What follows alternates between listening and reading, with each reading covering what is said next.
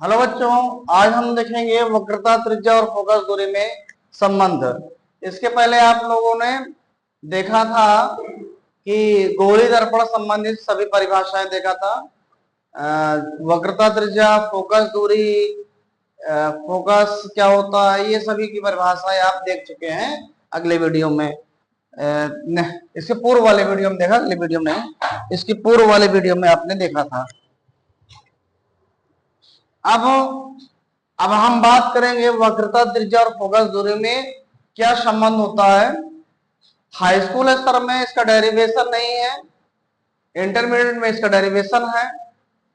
तो दोनों हम देखते हैं। हाई स्कूल स्तर का भी डायरेक्ट फार्मूला पहले इंटरमीडिएट स्तर में देखेंगे, फिर हाई स्कूल स्तर में सिर्फ हमें फार्मूला देख लेना है।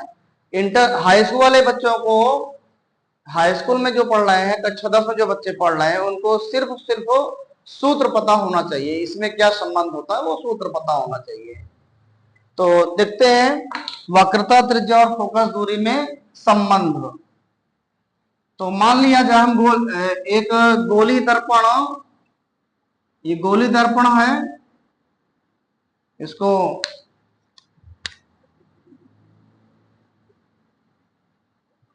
अवतल मान के चल रहे हैं। ये गोली दर्पण जिसका ध्रुव P वक्रता केंद्र C है। एक गोली दर्पण जिसका ध्रुव P और वक्रता केंद्र C है। ये P बना दूंगा बड़ा सा, P और वक्रता केंद्र C है। इसके मुख्य अक्ष के समांतर ये मुख्य अक्ष है। मुख्य अक्ष किसे कहते हैं? मुख्य अक्ष क्या होती है? वह रेखा जो दर्पण के वक्रता केंद्र और ध्रुव से होकर जाती है, वो क्या होता है? मुख्य अक्ष। तो ये किरण मुख्य अक्ष के समांतर चल रही है। मुख्य अक्ष के समांतर चलने के पश्चात कहां जाएगी? मुख्य अक्ष को जिस बिंदु से पर काटती है वो क्या होता है? फोकस होता है। ये फोकस हो गया, ठीक है। मान लिया ए बी किरण इस पर आपतित हो रही है और इस दिशा में चली आ रही है, बी दिशा में, है ना।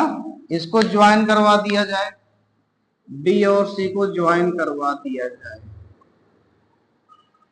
तो बताया जाए ए बी क्या है?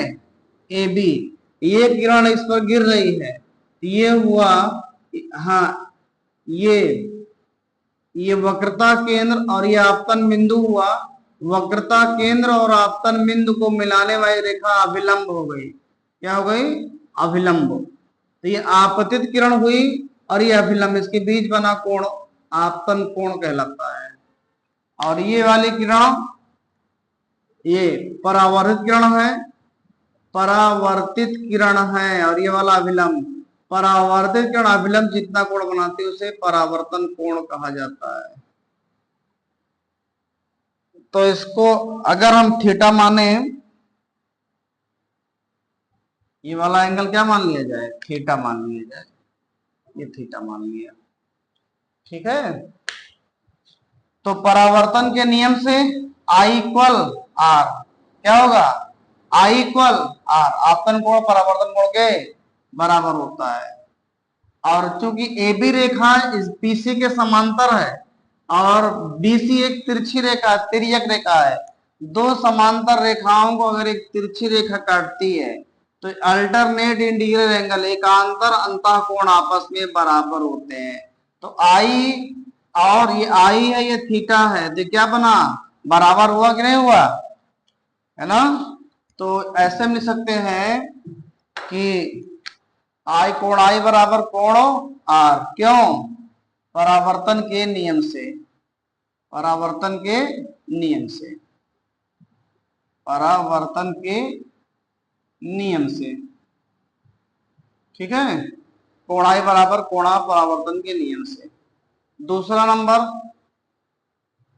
चूंकि ए बी पैरेलल है पीसी के, ये पीसी क्या है? पैरेलल है, इसलिए और बीसी एक तिरछी रेखा है, एक तिर्यक रेखा है, इसलिए कोण आई बराबर हो गया थीटा। क्यों? परावर्तन के नहीं, परावर्तन नहीं, एकांतर अंतः कोण आपस में बराबर होते हैं। तो समीकरण 1 और 2 से, समीकरण 1 व 2 से क्या हुआ? जब आई बराबर, आई आर के बराबर है और आई थीटा के बाद, इसलिए मतलब आपस में क्या हो गए? बराबर हो, आई बराबर ये हो गया। इसका मतलब ये कोण, ये कोण, ये कोण तीनों आपस में क्या हो गए? बराबर हो गए। ठीक है, फिर समझ लीजिए, आई आर के बराबर होगा परावर्तन के नियम से, थीटा आई के बराबर होगा एकांतर अंतः कोण, इसलिए तीनों आपस में बराबर हो गए।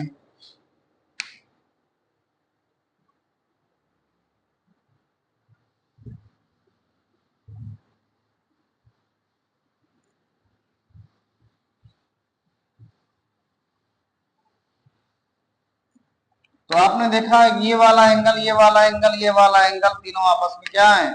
बराबर है। रिलेशन नंबर 3 हो गया, समीकरण नंबर 3 हो गया। तो इस त्रिभुज में, इसमें बताइए, इस त्रिभुज में, त्रिभुज बी सी एफ में, त्रिभुज बी सी एफ में कोण थीटा किसके इक्वल है? आर के। और आपने एक प्रमेय पढ़ी है कि बराबर कोण के सामने की भुजा बराबर होती है। बराबर कोण के सामने की भुजा बराबर होती है। किसी त्रिभुज में बराबर कोण के सामने की भुजा बराबर होती है। तो इस त्रिभुज में आपने देखा कि ये कोण के बराबर है समीकरण नंबर 3 से। क्यों बराबर है? आपने सिद्ध करके दिखा दिया है।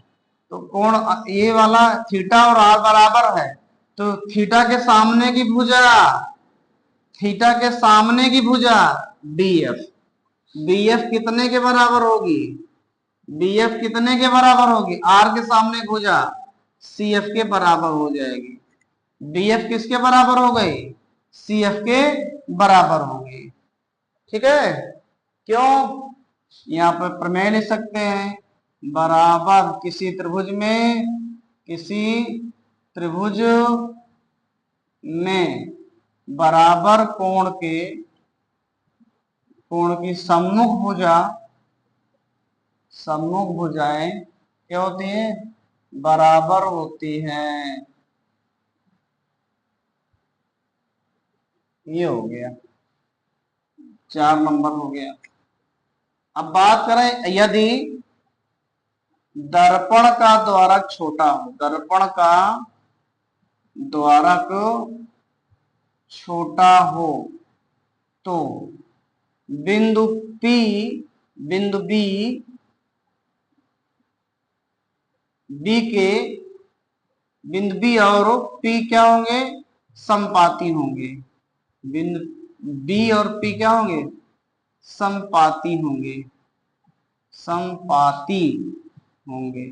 समपाती का मतलब कोइंसिडेंट होंगे, ये इसी पर आ जाएगा, ये वाला इसी बिंदु पर आ जाएगा, एक तो दूसरे के ऊपर चढ़ जाएंगे। जैसे के ऊपर क्या चढ़ जाएगा? यह आ जाएगा, जैसे यह है इसके ऊपर यह ऐसे आ जाएगा। तो बीएफ, बीएफ क्या, एफ, बीएफ जो बन गया वो क्या बन गया? वो पीएफ बन गया। इसलिए बीएफ बराबर हो जाएगा, बी क्या बन गया? अब पी बन गया, पीएफ बन गया। तो जहां बीएफ है वहां पीएफ रख सकते हैं। इसलिए समीकरण 4 से क्या हो जाएगा? यहां पर रखिए, पीएफ बराबर क्या हो जाएगा? सीएफ। ये समीकरण नंबर 5 हो गया। पीएफ किसके बराबर आ गया? सीएफ के बराबर आ गया।